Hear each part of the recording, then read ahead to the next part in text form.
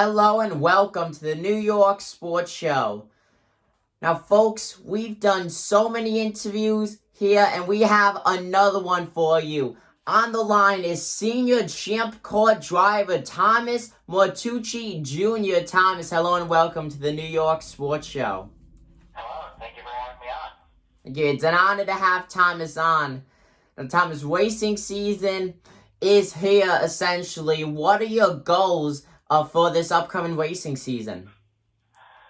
More of my goals this year is just to try and get some wins under the belt. Last year we had good chances and then stuff happened to where we couldn't get many wins. But this year it's to more get experience in senior champ classes and try and get some wins. Yeah, definitely. Hopefully you will. And a driver with your talent, it's gonna come fast. So, taking a reflection on last season, how would you say you did performance-wise? Performance-wise, I wouldn't say we did too bad. We definitely didn't do our top job, I would think, because we had a couple of problems with setup. We had a couple of problems with our second Kart, the senior outlaw that we run. We had a couple problems with that last year, so we definitely didn't do a horrible job. We did the best that we could, though. Yeah, well, that's good to hear that you had some success, and yeah, like you said, you guys didn't do a horrible job, so that's good. Being competitive. So, do you use iRacing to help you out during this off season and even during the racing season? I actually did not, and that may seem surprising to some people, but I actually don't have an iRacing subscription. The thing that I use actually is going down to On Track in Wallingford here in Connecticut. Yeah, and I'm being honest, I feel like that's better than using iRacing because you're still getting a real life racing experience. I've been to On Track myself. They have carts down there, so I feel like that's really the next best thing when you're not actually doing an official race in the series that you compete in. So that's actually smarter and better, I feel, than doing iRacing.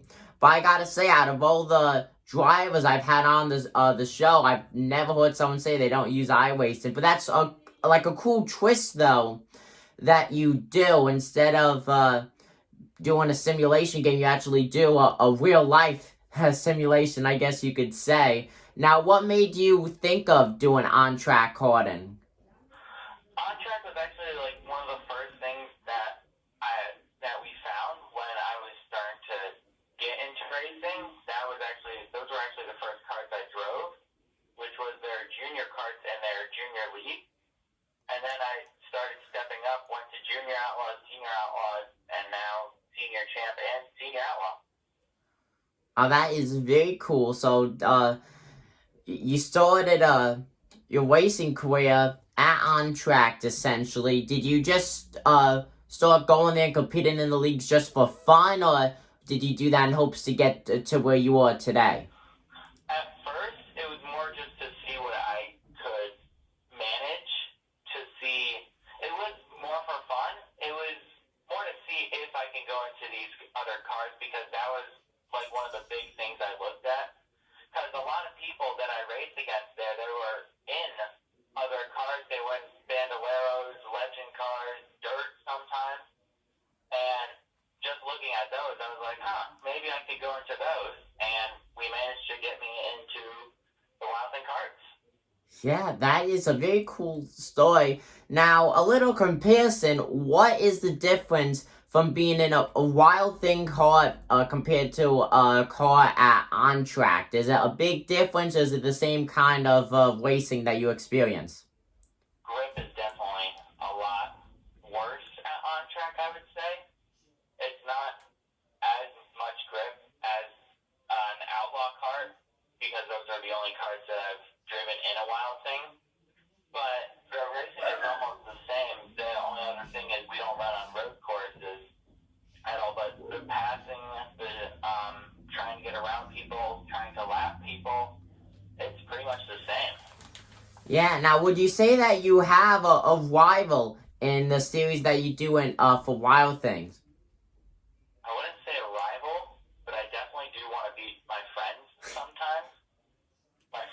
probably my best competitors, but I really don't have a rival out there. I just want to go out there and get myself a name out there. So maybe I can go into the big leagues or into the big cars. Yeah, we've seen a lot of drivers, both up-and-comers and ones in the Cup Series today. They've started off in karts, and we've seen, especially as of recently, Stafford Motor Speedway being the best example. Over the past 2 years, we've seen a lot of kart drivers moving their way up to the street stock division there. Do you see yourself in a full-blown street stock within the next 2 or 3 seasons? I'm hoping so. The only downside would be it wouldn't be at Stafford. It'd be somewhere down south.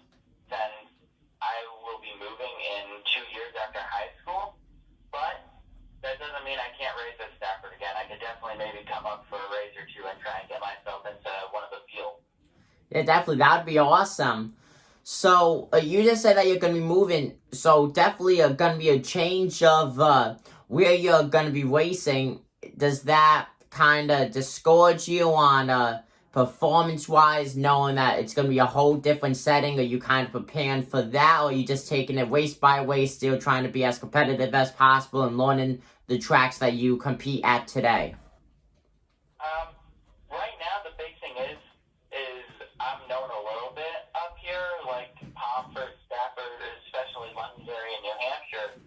The thing is, that kind of actually pushes me to be more competitive because I want to get myself known down south so I can maybe get myself into a street stock or a late model.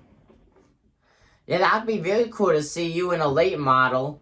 Now, we've seen a lot of drivers talk about just behind their number. Now, your number happens to be number 27.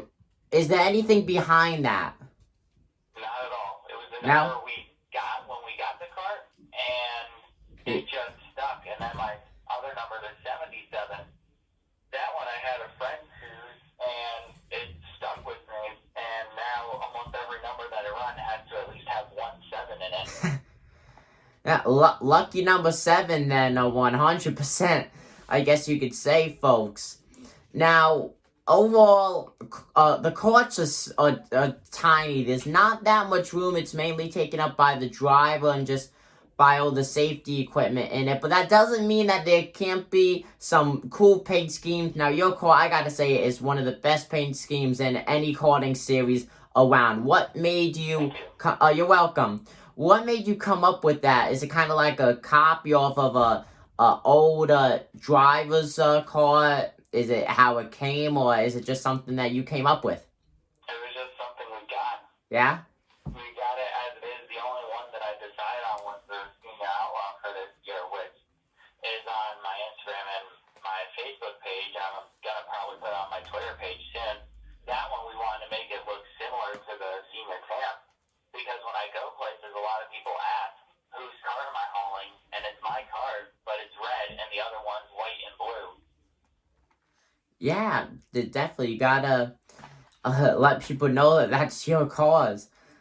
Yeah. So, you've raced at several tracks. Which one would you say is the easiest that you race on? The easiest? Yes.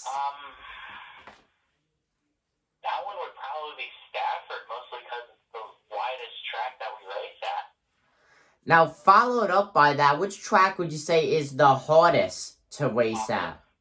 Yeah? For that one, you have to be precise on every single corner. Every single corner, every single lap, you have to be precise there. You said that without a doubt.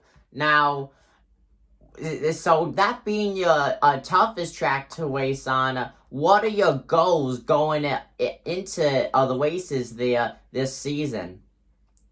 Pomfret more is just to get top 5. It's going to be my rookie season and senior champ animal there. Last year, I think I ran one race in LO206, and it didn't go bad. But it's more just to try and get into the top 5 for next year, or for this year, at Pomfret.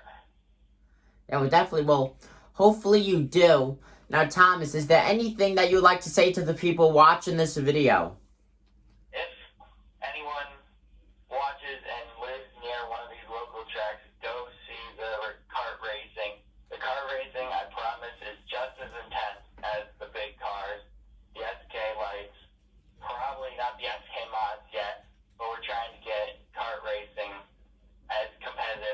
can be, and it's fun to watch. It is. When I watch the races, they just fly by and they're side by side, and you're wondering what's going to happen next.